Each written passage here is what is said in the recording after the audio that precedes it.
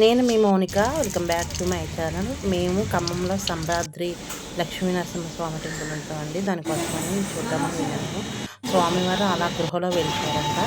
ఇక్కడ వచ్చేసి విగ్రహమూర్తులు స్వామివారి దర్శనం చేసుకొని బయటకు వచ్చిన తర్వాత సహజ సిద్ధంగా ఏర్పడిన కోనేరు చూద్దామని వెళ్ళాము. ఇదేనండి ఆ సహజ సిద్ధంగా ఏర్పడిన కోనేరు. ఇక్కడ కోనేరు నీరు స్వామివారి మొక్క చిత్రం అంతా మునిగిపోయేలాగా వస్తుందంట కొండల నుంచి వర్షాకాలంలో.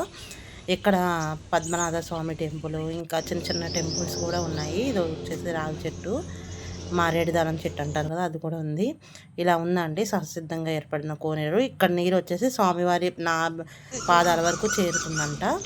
చాలా బాగుంది టెంపుల్, చాలా ప్రశాంతంగా ఉంది. ఫస్ట్ టైము మేము కూడా చూడటం బాగుందనిపించింది.